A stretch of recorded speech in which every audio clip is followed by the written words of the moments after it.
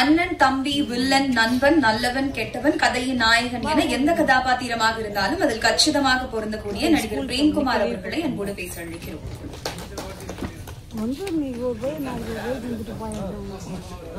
வணக்கம். ஊடக நண்பர்களுக்கும் மேடையிலும் அனைவருக்கும் என்னுடைய தாழ்மையான வணக்கங்களை தெரிவிச்சுக்கிறேன். இந்த படம் ஃபர்ஸ்ட் நான் சங்கர் வந்து என்கிட்ட கதை சொல்றதுக்கு முன்னாடி கதை ஆரம்பிக்கணும் என்ன டைட்டில் வச்சிருக்கீங்கன்னா ஃபர்ஸ்ட் வந்து நான் கிரைம் த்ரில்லர்னு சொல்லிட்டாரு. இதுக்கு என்ன டைட்டில் வச்சிருக்கீங்க அப்படின்றது வள்ளுவன்னாரு. அப்பவே நான் ஒரு 80% ஓகே சொல்லிட்டேன் அந்த டைட்டிலுக்காகவே. அப்புறம் கதை சொன்னாரு, எனக்கு ரொம்ப பிடிச்சிருந்தது. ஸோ அப்படியே எங்களுடைய பயணம் ஆரம்பிச்சது. இந்த படம் அதே மாதிரி எனக்கு இந்த வாய்ப்பளித்த டைரக்டர் அண்ட் அறுபடை ஃபிலிம்ஸ்க்கு என்னுடைய நன்றியை தெரிவிச்சுக்கிறேன். இந்த படம் வந்து கிரைம் த்ரில்லர் தான், பட் ஒரு ஸ்ட்ராங் மெசேஜ் இருக்கும். ஒரு படம் முடிச்சுட்டு வெளில வரும்போது ஒரு இம்பாக்ட் இருக்கும்.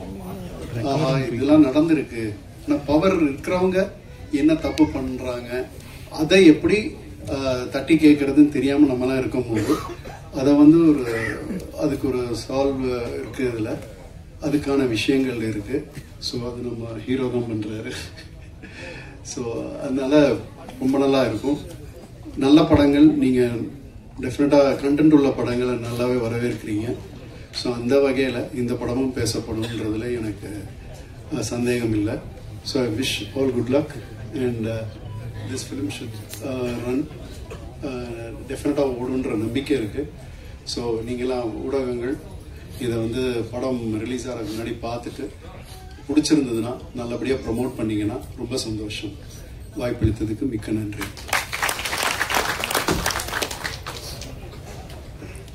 Thank you sir. அடுத்தபடியாக வல்லவனுக்கு புல்லும் ஆயுதம், இனிமே இப்படிதான் போன்ற படங்கள்ல தன்னோட அழகான நடிப்பை வெளிப்படுத்தி இருந்த வள்ளுவன் படத்தின் கதாநாயகி ஆஸ்னா ஜவேரி அவர்களை அன்போடு பேச அழைக்கிறோம். எல்லாருக்கும் வணக்கம். ரொம்ப சந்தோஷம் இருக்கேன் வலுவன் மூவி ஆடியோ லான்ச்ல இருக்கிறாரு. இந்த மூவி எனக்கு ரொம்ப ஸ்பெஷல் பிகாஸ் இந்த மூவில நிறைய எமோஷன்ஸ் இருக்கு. ஃப்ரெண்ட்ஷிப்,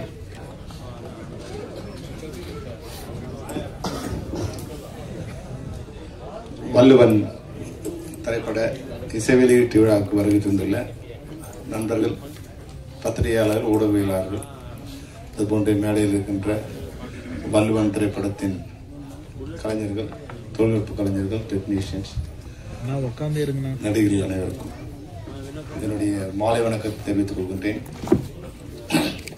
மிக ஒரு இனிய விழாவுக்கு என்னை அழைத்த சகோதரர் சங்கர் அவர்களுக்கு தென்னிந்திய திரைப்பட தொழிலாளர் சம்மேளனத்தின் சார்பில் என்னுடைய நன்றிகளையும் வாழ்த்துக்களையும் தெரிவித்துக் கொள்கின்றோம். உண்மையா சொல்லணும், இந்த இன்விடேஷன் கொடுத்து சங்கர் என்னை இன்வைட் பண்ணும்போது நான் ஏதோ ஒரு டாக்குமெண்ட்ரி படம் மாதிரி தான் நினைச்சது. என்ன படம் இது வந்து ஒன்றும் இதுவா இல்லையே அப்படிங்கிற இதோடு தான் நான் வந்து இந்த இன்விடேஷன் பார்த்து வந்தேன். ஆனால் ட்ரெய்லரை பார்த்த உடனே ஒரு பிரம்மாண்டமான ஒரு ஆக்ஷன் படத்தை பார்த்த மாதிரி வந்து மிக பிரம்மாண்டமாக இருந்தது. உண்மையிலேயே வந்து ஒரு கிரைம் த்ரில்லரை வந்து ரொம்ப அழகாக, ரொம்ப பியூட்டிஃபுல்லாக இருந்தது. அதனால வந்து நீங்க வந்து இப்போ நான் திரைப்படத்துறையில இருந்து எனக்கே வந்து அந்த படத்தை பத்தி ஒரு இது இல்லாத தெரியல இல்லையா. அதனால வந்து நீங்க முதல் செய்ய வேண்டிய வேலை என்ன, எந்த மீடியாவில் வந்து ரசிகர்கள்ட்ட போய் செலுத்த முடியுமோ அதை வந்து குறிப்பா வந்து கொண்டு செலுத்தி இந்த படம் எது மாதிரியான படம் அந்த ஆடியன்ஸ் வருவாங்க. அப்போ வள்ளுவன்னா ஏதோ நீ வந்து ஒரு தமிழ் பற்றில ஏதோ ஒரு படம் எடுத்திருக்க போகுது அப்படின்னு நினைச்சு வராம விட்டுட்டாங்கன்னா அது நல்லா இருக்காது. அதனால வந்து நல்ல மிக பிரமாண்டமா இருந்தது படம். வந்து டைரக்டரா வந்து நீ வந்து கமாண்டிங்கா இருந்திருக்க. ஏன்னா வந்து கேசட் ரிலீஸ் கூட பிடிச்சிருக்கீங்க உட்காருன்னு சொல்ற அளவுக்கு உனக்கு வந்து ஒரு பவர் இருக்கு. வழக்கமா டைரக்டர் கேசட் ரிலீஸ் கூட மாட்டாங்க. ஆனா நீ ப்ரொடியூசரை இன்னும் கண்ட்ரோல் வச்சிருக்கேன்னா அது உண்மையாவே வந்து ரொம்ப சந்தோஷமா இருக்கு. உங்க தயாரிப்பாளர் சொன்னது ஒன்றும் தப்பு இல்லை. உண்மையில இது போன்ற தயாரிப்பாளர்கள் தான் இன்னைக்கு தமிழ் சினிமாவை வாழ வச்சுட்டு இருக்காங்க. இல்லைன்னா புதிய தயாரிப்பாளர்கள் தான் இன்னைக்கு தமிழ் சினிமாவை வாழ வைக்கிறவங்க புதிய தயாரிப்பாளர்கள் தான். கடந்த 10 ஆண்டுகள்ல வந்து ஏறக்குறைய 2500 திரைப்படங்கள் வந்திருக்கு. இதுல வந்து 2100 பேர் வந்து புதிய திரைப்பட தயாரிப்பாங்க. அவங்க தான் எங்களுக்கு சோறு போட்டுட்டு இருக்காங்க. அவர் சொன்னது வந்து எந்த விதத்துக்கும் தப்பு இல்லை. அவங்க வருவாங்க, ஒரு படம் எடுப்பாங்க, போயிடுவாங்க. ஆனா படத்தோட வெற்றி கிடைச்சதுன்னா அந்த 2100 பேர்த்த குறைஞ்சபட்சம் வந்து ஒரு 1000 பேர் திரும்பி படம் எடுக்க வருவாங்க. இந்த 2500 பேர்ல ஏன்னா நான் 10 வருஷமா வந்து இந்த போஸ்ட்ல இருக்கேன், ஒரு பிரசிடென்டா இருக்கேன். அதனால வந்து எனக்கு வந்து ஓவரால் வியூ தெரியுங்கிறதால 2500 ப்ரொடக்ஷன்ஸ்ல 2100 ப்ரொடியூசர்ஸ் அந்த படத்தோட போயிட்டாங்க, மறுபடியும் வரல. திரும்பி 2வது படம் எடுக்கிறவங்க வந்து ஒரு 400 பேர் தான் 10 வருஷத்துல. அவங்க தான் திரும்பி 2வது படம் எடுத்திருக்காங்க. அப்போ ஒரு தொழிலோட வளர்ச்சி எப்படி இருக்கும்னா, அதே தொழில வந்து நான் வந்து ஒரு படம் பண்றேன். நான் 1991 நான் வந்து படம் ப்ரொடக்ஷன் பண்ண ஆரம்பிச்சேன். 2005 வரைக்கும் தொடர்ந்து ஒரு 16 படம் நான் பண்ணிட்டே இருக்கேன். அப்போ என்ன மாதிரி வந்து எப்ப நான் படம் பண்ணிட்டே இருப்பேன், தொடர்ந்து அந்த படத்துல லாபம் வரும்போது இல்ல வந்து என்னால படம் எடுக்க முடியும் நிலைமை இருந்ததுதான். ஆனா இன்னைக்கு வந்து அது போல இல்லை. உண்மையில வந்து ராஜா சொன்னார் இல்லையா, நான் போகும்போது 7 பேர் இருந்தாங்க, 12 பேர் இருந்தாங்க. அந்த நிலைமை மாறி திரைப்படங்கள் வந்து மிக பிரமாண்டமான வெற்றி அடைத்து 3 விஷயம் தான் வேணும். ஒண்ணு, எல்லாரும் திரைப்படங்களை பார்க்கக்கூடிய ஒரு வசதி இருக்கும். எந்த ஆடியன்ஸுக்காக படம் பண்றோமோ அந்த ஆடியன்ஸுக்கான படங்கிறத முதல்ல நம்ம தெரிவு பண்ணிடணும். உங்க படத்தை பார்க்கும்போது உண்மையிலே ஒரு ஹீரோ ஹீரோயின் பிளசண்டா இருக்காங்க. Chetan, all the best. நீங்களும் வந்து உங்களோட ஸ்மைல் நல்லா இருக்கு, பிளசண்டா இருக்கீங்க. நிச்சயமா வந்து ஒரு நல்ல ஹீரோ ஹீரோயின் வந்திருக்கு. நீங்க சேத்தன் வந்து நல்லா கேஷுவலா பண்றீங்க. உண்மையா வந்து பிரம்மாண்டமா இருந்தது. ஒரு ஃபைட்ஸ்லாம் வந்து ஒரு பியூட்டிஃபுல்லா, அதான் வந்து ஒரு ஹேண்ட்ஸமாவும் இருக்கீங்க, ஒரு ஆக்ஷன் ஹீரோவும் இருக்கீங்க. நிச்சயமா தமிழ் சினிமாவில் நீங்க நல்லா வருவீங்க. தயாரிப்பாளர்கள் வந்து எப்படி இப்போ வந்து நம்ம ஒரு மரம் வைக்கிறோம், அந்த மரம் வச்சும் போது அது தண்ணி ஊற்றி பாதுகாத்து வளர்த்துக்கிறோம். அந்த மரம் வளர்ந்த உடனே மரம் வச்சவனுக்கு அதில் ஒரு நிழல் கொடுக்குற பாக்கியமாவது கிடைக்கும். சில மரங்கள் வந்து காய்கறி ஆயிக்கும், பழம் வரும், அந்த பழம் எடுத்துக்கலாம். பழமே வராம மரங்கள் வந்து நிழலையாவது கொடுக்கும். அது போல இனிமே தமிழ் சினிமா தனப்ப இருக்காரு, உங்களுக்கு ஒரு ஐடியா கொடுக்குறேன். நம்ம இனிமே இன்ட்ரோடக்ஷன் பண்ணும்போது வாழ்நாளில் சம்பாத்தியத்தில் 10% உன்னை தயாரிப்பாளர் கொடுத்துட வேண்டும் அப்படின்னு வந்து ஒரு அக்ரிமெண்ட் போட்டா, எப்படி இப்ப மியூசிக் டைரக்டர் ஏதோ படம் பண்றாரு, அவங்க வந்து IPRSல வந்து கலெக்ட் பண்ணி கொடுத்துட்டே இருக்காங்க, அவங்க வாரிசுகள் கூட வாங்கிட்டே இருக்காங்க. ஆனா பல கோடி போட்டு படம் எடுக்கிற தயாரிப்பாளர்கள் வந்து இன்னைக்கு பல உயர்ந்த நட்சத்திரங்களை, சூப்பர் ஸ்டார்களை, உலக கதாநாயகங்களை உருவாக்குற தயாரிப்பாளர்கள் வந்து இன்னைக்கு சாப்பாட்டுக்கு வழி இல்லாம இருக்காங்க.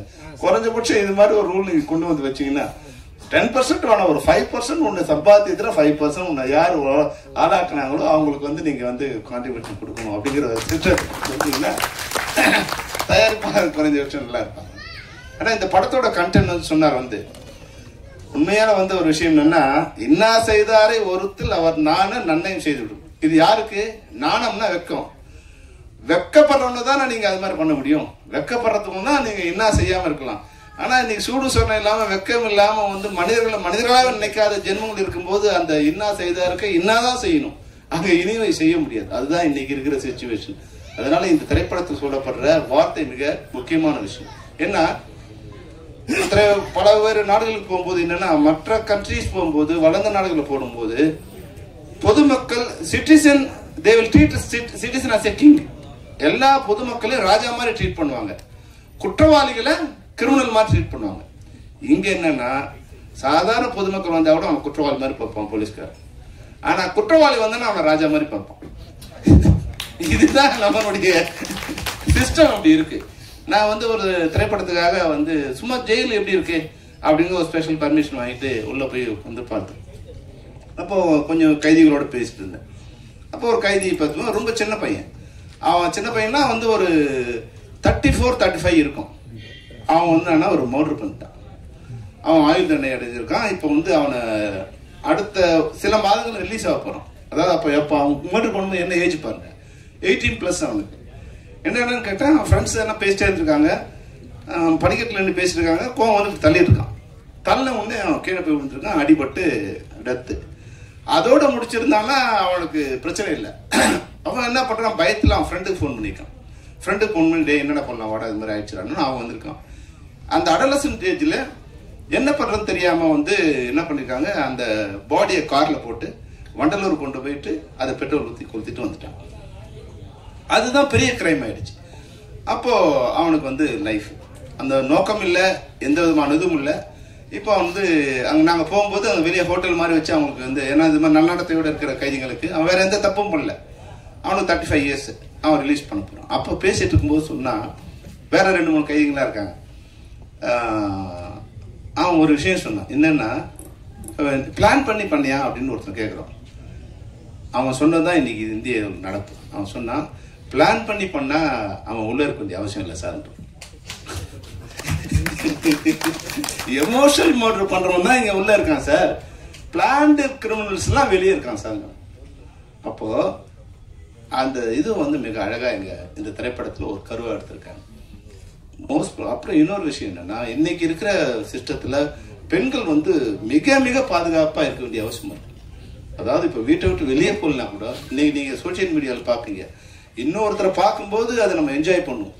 இப்ப வந்து ஆர்டிஸ்ட்லாம் வந்து இப்ப எப்படி வாழ போறாங்கன்னே தெரியல.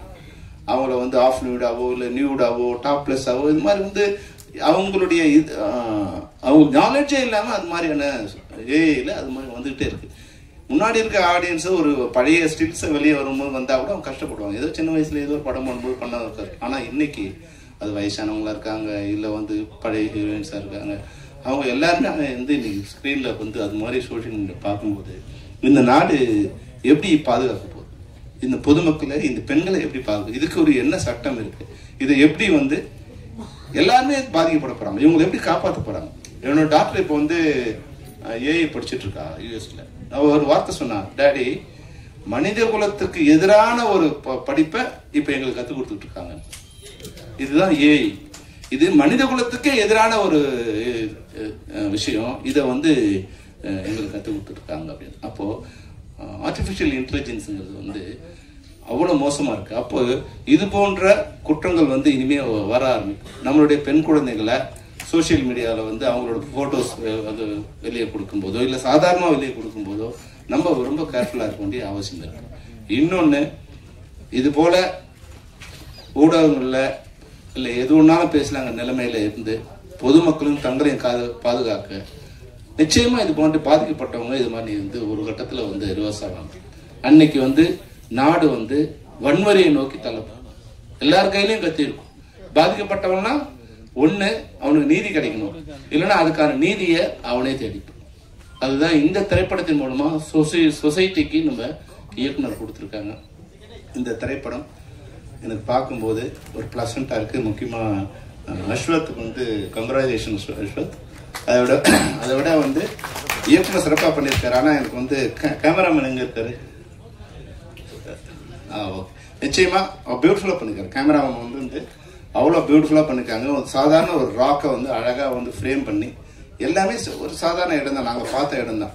அது சாதாரண மரமா இருந்தா கூட வந்து அவுட் ஃபோக்கஸ் பண்ணி அதுக்கு பிளாக் பண்ணி கீழே வந்து ஒரு கிரீன் இது பண்ணி அந்த டாப் அண்ட் ஷார்ட்ஸ்ல இருந்து எல்லாமே வந்து ரொம்ப பியூட்டிஃபுல், நல்ல டெக்னீஷியன்றது அழகா தெரியுது. அதனால இந்த படம் சிறந்த டெக்னீஷியனால பார்க்க பிளசண்டா இருக்கிற ஆர்டிஸ்ட், நல்ல தயாரிப்பாளர். உண்மையிலேயே படத்தோட தயாரிப்பாளருக்கு இன்னைக்கு கேசட் ரிலீஸ்ல வந்துட்டு நீ சொல்றதெல்லாம் கேட்கிறாருன்னா அந்த தயாரிப்பாளர் வந்து உண்மையிலேயே நல்ல தயாரிப்பாளர் தான்.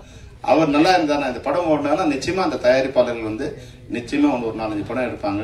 அந்த படத்தும் வெற்றி படமா அமையணுங்கிறது தான் வாழ்த்து. ஏன்னா நல்ல மனசு இருக்கவங்க, நல்ல தயாரிப்பாளர்கள் தமிழ் சினிமாவுக்கு வந்தாங்கன்னா தமிழ் சினிமாவும் நல்லா இருக்கும், தமிழ் திரைப்படத்தில் இருக்கிற தொழிலாளரும் நல்லா இருப்பாங்க. ஏன்னா இன்னைக்கு வந்து ஒரு ஆர்டிஸ்ட் பேசினா தான் ராஜசிம்மன். நீங்க வந்து நடிகர்கள் சொல்றது உங்களை இல்லை, நீங்க கணக்கில் எடுத்துக்கூடாது உங்களுக்கு. ஏன்னா நீங்க ஒரு கலைஞர், நீங்க நடிகர் இல்லை. இன்னும் நடிகர் யாருன்னா மொத்த வருமானத்துல 80% தானே எடுத்துட்டு போறவங்க தான் இன்னைக்கு நாங்க நடிகனா அவங்க சொல்றதெல்லாம் அவங்களதான் சொல்றாங்க. நீங்க ஒரு தொழில்நுட்ப கலைஞர் இல்ல கலைஞர், உங்களுக்கு எல்லாம் கொடுக்க வேண்டிய ஊதியமே ஒண்ணு யாரும் கொடுக்கல. உங்களோட ஊதியத்தெல்லாம் யாரும் வாங்கிட்டு போறாங்க. அந்த உதயகுமார் சொன்னார் இல்லைங்களா, ஒரு டிக்கெட் வாங்கும் போதே அவங்களுக்கு உண்டான ஊதியம் வந்து சேருதுன்னு. ஆனா நம்ம ஊதியம் எதுவுமே வந்து நமக்கு யாருக்குமே வர்றதில்லை. தொழிலாளிக்கும் வர்றதில்லை, உங்களை மாதிரி கலைஞருக்கும் வர்றதில்லை, இயக்குனருக்கும் வர்றதில்லை. அது பிரபல்யம் அடையும் போது அதை டிமாண்ட் பண்ணி இது ஒரு பிளாக்மெயில் மாதிரி தான் வந்து வாங்குறாங்க தவிர யாரும் உழைப்புக்கேற்ற ஊதியம் இங்க யாருமே கிடைக்கிறது. வெற்றிக்கேற்ற ஊதியம். உங்க படம் ஓடிச்சு, அது யாராலும் ஓட்டுறதுலாம் தெரியாது. ஓடினதா நினைச்சுக்கிட்டாருன்னா தனக்கு 1 கோடினா 2 கோடினா எத்தனை கோடினாலும் கேட்கலாம், கொடுக்கலாம், அது வேற விஷயம். நீங்க அதை பத்தி கவலைப்படாதீங்க. நடிகைன்னு யாராவது குறிப்பிட்டாங்கன்னா உங்களை வந்து கலைஞனா தான் நாங்க நினைக்கிறோம் தவிர உன்ன நடிகனா நினைக்கிறோம். நீங்க நடிகனா வந்த பிறகு அந்த நிலைமைக்கு நீங்க வருவீங்க. நிச்சயமா நீங்க உண்மையா நல்ல விஷயம் சொன்னீங்க. நம்ம எதை பத்தியும் கவலைப்படுவோம். நான் கூட வந்து ஒரு நாள் வந்து எங்கிட்ட 16 கார் இருந்தது. 91ல நான் 16 கார் வச்சிருந்தேன். நான் தான் வந்து தென்னிந்தியாவில் அதிகமான பட்ஜெட்ல, including Rajini sir, Kamal sir, Chiranjeevi படங்களை விட அதிகமான பட்ஜெட்ல நான் தான் படம் பண்ணேன். அன்னைக்கு சவுத் இந்தியாவில் ஹையஸ்ட் பட்ஜெட்ல படம் பண்ண டைரக்டர் நான் தான். ஆனா எனக்கே ஒரு 16 கார் இருந்தோம், அந்த காருக்கு டீசல் போட வசதி இல்லாத ஒரு கட்டத்தில் வந்து சேர்ந்தோம். அப்போ வாழ்க்கைங்கிறது வந்து எல்லாத்துக்கும் தயார். அன்னைக்கு நான் கவலையே படல, நான் பட் பஸ் ஏறி போயிட்டே இருப்பேன், நான் ஆட்டோவில் போயிட்டு இருப்பேன், நடந்து போவேன், சைக்கிளில் போவேன். ஏன்னா சென்னைக்கு வரும்போது நான் நடந்துதான் வந்தேன். அன்னைக்கு வந்து என்கிட்ட ஒரு 25 காசு பணம் இருந்தா கொடம்பாக்கம் டு வடவழியில வந்து இறங்கலாம். ஆனா 20 காசு தான் இருந்தா என்ன பண்ணணும், ட்ரஸ்புரத்துல நினைக்கணும், அங்கிருந்து நடந்து வரணும். அப்ப 5 காசு இல்லாம நான் நடந்து கூட வந்திருக்கேன். இன்னைக்கு என்ன ஆளாக்குறது இந்த தமிழ் சினிமா தான். அது வந்து உதயகுமார் சொல்லும்போது இப்போ உண்மையாவே எனக்கு ரொம்ப டயர்டு. காலையில 9 மணிக்கு வந்தோம், வரும்போதே நம்பிக்கிட்ட சொன்னேன், நம்பி என்னை வந்த உடனே அனுப்பிச்சிடறாங்க.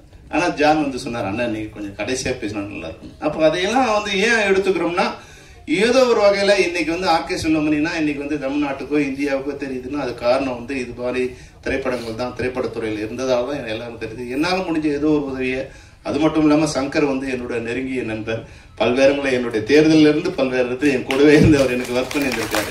அந்த வகையில் இந்த அடாத மழை பெஞ்சாலும் உள்ள வரும்போதே எனக்கு ரொம்ப சந்தோஷமா இருந்தது. என்னன்னா வெளியே வந்து பழைய காலத்துல வந்து சினிமா தட்டில் வந்து எப்படி வந்து 2 வீலர்ஸ் ஃபுல்லா கியூ கட்டி நிற்குமோ அது மாதிரி வெளியே ஃபுல் கியூல இருந்தது. அது உள்ள வரும்போது எனக்கு சந்தோஷமா வந்து மேடையிலையும் வந்து நிறைய நண்பர்கள் உங்களுக்காக வந்திருக்காங்க. அப்போ தயாரிப்பாளர்கள் அவங்களுக்கு தெரிஞ்சிருக்குமா இல்லையான்னு தெரியல. ஏன்னா வந்தவங்கள பாதி பேருக்கு மேல உனக்காக தான் வந்திருப்பாங்கன்னு நினைக்கிறேன். ஏன்னா உன்னோட நட்பு அது மாதிரி, உன்னோட கமாண்டிங்கும் இருக்கு, உன்னோட தொழில் திறமையும் நல்லா இருக்கு. இந்த படம் நிச்சயமா மிக பிரம்மாண்டமான வெற்றியிடம். அந்த வெற்றிக்கு என்னுடைய அச்சாரமான வாழ்த்துக்களை சொல்லிட்டு வந்துடா. All the best Suresh. போல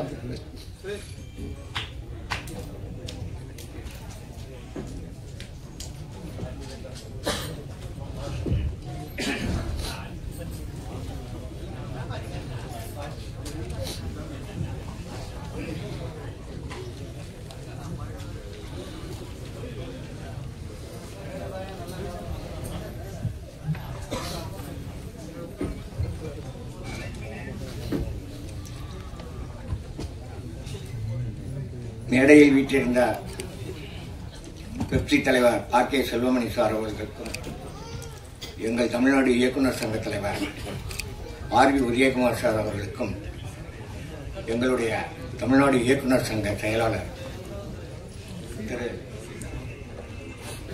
பேரரசு சார் அவர்களுக்கும் முதற்கண் வணக்கத்தை தெரிவித்துக் கொண்டு, இங்கே வருகை தந்துள்ள மற்ற பெரியவர்களுக்கும், இந்த படத்தை பார்த்த ஒரு கேரக்டரா நான் நினைக்கிறேன். இதுல நடிச்சிருக்கிற நம்ம ஹீரோவா இருக்கட்டும், ஹீரோயினியா இருக்கட்டும், அடுத்து வந்து நம்ம பிரேம்குமார் சாரா இருக்கட்டும், கராத்தே ராஜா சார், மிஸ்டர் ராஜேந்திரன் சார், இவங்களெல்லாம் இந்த படத்தை பார்த்துட்டு நீங்க பாத்தீங்கன்னாக்கா ரொம்ப பெருமைப்படுவீங்க, ரொம்ப சந்தோஷப்படுவீங்க. இந்த ஹீரோயினை பார்த்தா பயப்படுவீங்க. அந்த மாதிரி ஒரு அற்புதமான ட்விஸ்டான ஒரு கிளைமேக்ஸ். அதுக்கப்புறம் வந்து இந்த மேடையில இவ்வளவு பெரியவர்கள்லாம் இருக்கிற இடத்துல நானும் வந்து அமர்ந்திருக்கிறேன் அப்படின்னு சொன்னாக்கா அதுக்கு ஒரே காரணம் சங்கர் சார் தான். என்னன்னாக்கா அவர் என்னுடைய சீடன். அவரு காற்றுள் வரைங்கிற படத்துல உதவி இயக்குனராக என்கிட்ட வந்து சேர்ந்தாரு. அடுத்து வந்து பல படங்கள்ல ஒர்க் பண்ணியிருக்காரு. அடுத்து நண்பர்கள் நற்பணி மன்றம், அந்த படத்துல இணை இயக்குனராக ஒர்க் பண்ணாரு. அவருக்கு என்னுடைய அனுபவங்கள் நிறைய அவருக்கு உண்டு. அவர் இப்போ ராஜன் சார் சொல்லும்போது ஒரு கன்னத்தில் அறிந்தால் இன்னொரு கன்னத்தை காட்ட வேண்டும் சொன்னார் அப்படின்னு. அப்படி ஒரு நாள் நான் சொல்லிக்கிட்டு இருக்கும்போது சங்கரோட கேரக்டர் என்னன்னாக்கா, சார் போங்க சார் அப்படியே காமிச்சுக்கிட்டே இருக்க முடியுமா அப்படின்னா, இல்ல அப்படிதான் பெரியவங்க சொல்லியிருக்காங்க. இல்ல சார் ஒரு கன்னத்தில் அறைந்தா இன்னொரு கன்னத்தை காட்டணும், இன்னொரு அவனோட கன்னத்துல காட்டு அப்படின்னு அர்த்தம் சார் அப்படின்னா தண்டாற்பட்ட கரெக்டா காட்டிட்டாரா அப்படிங்க. இது மாதிரி ஒரு தடவை காமெடி சீன்ஸ் எழுதிக்கிட்டு இருந்தான் சிங்கம் சாருக்கும் ரவிமரியான் சாருக்கும் நண்பர்கள் நற்பணி மன்றத்தில். அப்ப நான் சொல்லக்கல எந்த சீனா இருந்தாலும் கடற்கடன்னு எழுதிடுவா, காப்பி எடுத்துருவான். இப்ப கோஆர்டினேட்டரா இருந்தாலும் அவன் தான் எழுதுவான். அவனோட எழுத்துக்கு அவ்வளவு நடிகர்களும் மயக்கம். அப்ப ஒரு தடவை வந்து காமெடி சீன்ஸ் சொல்லிட்டு இருக்கேன். சொல்லிட்டு பேப்பர் வாங்கி பாக்குறேன், பார்த்தா ரவிமரியான் சாருக்கும் சிங்கமணி சாருக்கும் ஒரு டைலாக் ஒன்று கூட இல்லை. நீங்க என்ன சார் சிரிக்க சொல்லிக்கிட்டு இருக்கீங்க, சிரிக்காம சொல்லுங்க, அப்படி எழுத முடியும் என்னால அப்படின்னா. அந்த மாதிரி காமெடி சென்ஸ் அவனுக்கு, ஹியூமர் பயங்கரமான ரசிகன், ரொம்ப அருமையான ரசிகன். அவனுடைய படம் பார்த்தேன் வந்து ரொம்ப எனக்கு ஆச்சரியமா இருந்தது. இப்படி ஒரு அதாவது சமுதாய சீர்திருத்த சிந்தனைகள் நிறைந்த பேச்சுக்கள் நிறைய பேசுவோம். யாருக்கும் தெரியாத ஒரு விஷயம் சினிமாவில் சங்கர் சாரை பற்றி, அவன் வந்து பெரிய ஆன்மீகவாதி. தேவாரம், திருப்புகள், திருவாசகம், திருப்பாவை, ஆண்டாளன், அம்பாள் எல்லாம் வந்து அவ்வளவு அவ்வளவு மனப்பா எப்படித்தான் இறைவன் அந்த அருளை கொடுத்தாரோ அப்படியே ஒப்பிப்பான். என்ன எங்க அப்பாவெல்லாம் அவன் ஆழ்வார்னே கூப்பிடுவாங்க. ஆழ்வார்களே வாங்கன்னே கூப்பிடுவாங்க. தாயாரும் எங்க தகப்பனாரு. ஏன்னா அப்ப அவ்வளவு பக்திமான். சனிக்கிழமான பெருமாள் கோயிலில் அவனை பார்க்கணும், அவ்வளவு பக்திமான். சினிமாவில் இப்படி ஒரு பாருங்க, நான் வந்து 2005 காற்றுள்ளவரை பண்ணேன். இப்போ இவ்வளவு காலமா அவன் அசிஸ்டன்ட் டைரக்டரா இருந்துட்டு இன்னைக்கு அவன் டைரக்டர் ஆயிருக்கான்னாக்கா, தெய்வத்தால் ஆகாதனினும் முயற்சி தன் மெய்வருத்த கூலிதான். அதுதான் வள்ளுவனை பற்றி சொல்லுவோம். தெய்வத்தை வேண்டாம், ஆனா முயற்சி அவன் விடல. அந்த முயற்சிக்குள்ள என்னென்ன இருக்குன்னு நீங்க பாத்தீங்கன்னா, ஒழுக்கம் விழுப்பம் தரலாம், ஒழுக்கம் உயரினும் அந்த ஒழுக்கம் இருக்குது. எந்த பேட் ஹேபிட்ஸும் இல்லை. அதான் அவனுக்கு ஆயுளம் கொடுத்துருக்கு, ஆரோக்கியத்தை கொடுத்துருக்கு. அதனாலதான் சாதனை பண்ண முடியாது. சாதனையாளர்கள் எல்லாரும் தப்பான ரூட்ல போகாம, ஒன்றும் இல்லை. இப்ப நம்ம புரட்சி தலைவர் படத்துல பல்லாண்டு வாழ்க்கை முதல்ல எடுக்கோங்க. அதனுடைய கதை என்ன? அன்பிலார் எல்லாரும் தமக்குரிய, அன்புடையார் என்றும் உரியர், தெய்வத்தால் ஆகாத இன்னும் முயற்சி தன்மை உயர்த்தக்கூடியவர், ஒன்றே குலம் என்று பாடுவோம் தொகை கட்டு பல்லவி. இதுதான் சார் கதை, ஜெயிச்சிருக்கு.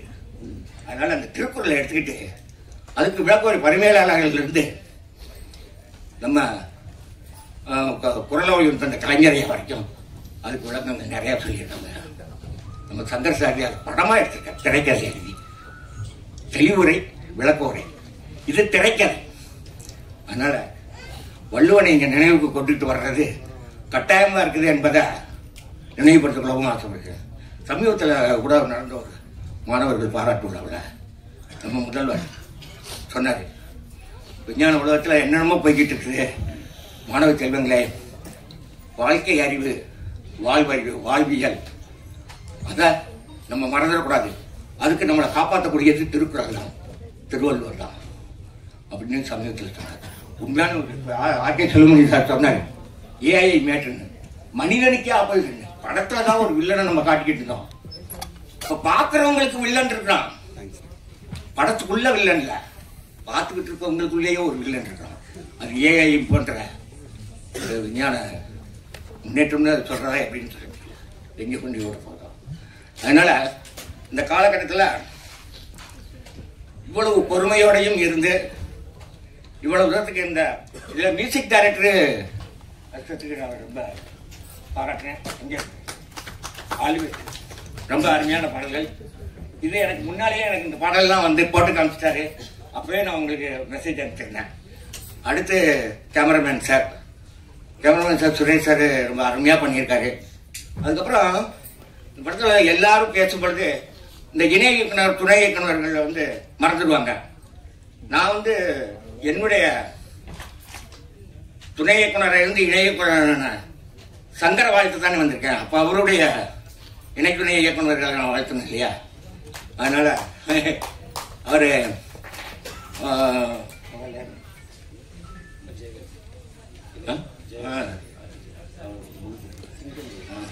சிங்கம் தேவல், தம்பி சிங்கம் தேவல் அவர்களுக்கும், அடுத்து வந்து அருணகிரி அவர்களுக்கும், அடுத்து வந்து செந்தில்குமார், பிரீத்தி மாது அவர்களுக்கும், இன்னும் கூடிய சீக்கிரம் இந்த படம் ரிலீஸ் ஆச்சுனாக்கா சங்கருக்கு நிறைய படம் வரும். சங்கர் கால் சீட்டு இல்லைங்களோ உங்கள்கிட்ட தான் வருவாங்க என்ன. அதனால நீங்க கூடிய சீக்கிரம் நாச்சியம்மன், தம்பி நாச்சியம்மன், நாச்சியம்மன் நம்மள்டையும் பண்ணாரு என்ன, உங்கள்கிட்ட தான் வருவாங்க. இது மாதிரி புரட்சிகரமான சமுதாய சீர்திருத்த சிந்தனைகளோட உள்ள படங்கள் எடுக்கணும். அதுக்கு ஐயா ராஜேந்திரன் மாதிரி,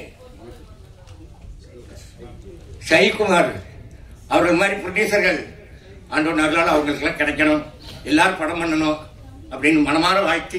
இந்த படம் மாபெரும் வெற்றியாக எனக்கு மனப்பூர்வமான வாழ்த்துக்களை தெரிவித்து விடைபெறுகிறேன். நன்றி.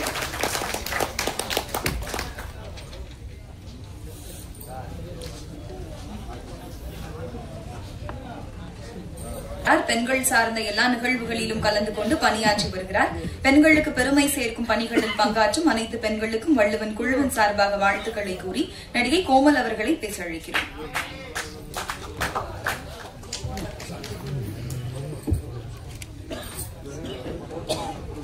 மாசற்றார் கேண்மை துறவர்க்க துன்பத்துள் துப்பாய நட்பு. மாசற்றவர்களின் உறவை மறக்கவும் கூடாது, துன்பத்தில் துணை நின்றவர் நட்பை துறக்கவும் கூடாது என்பது பொருள். தயாரிப்பாளர் திரு PL தேனப்பன் அவர்கள் நிறைய நட்புகளை சினிமாவில் சம்பாதித்தவர், கடினமாக பேசி அறியாதவர், நிறைய பேரின் இயலாத நேரங்களில் துணை நின்று நட்பு பாராட்டுபவர். அவரை வள்ளுவன் குழுவை வாழ்த்தி பேச அழைக்கிறோம். அவருக்கு படக்குழுவினர் சார்பாக சால்வை அணிவித்து புத்தகம் வழங்கி வரவேற்பு அளிக்கப்படுகிறது.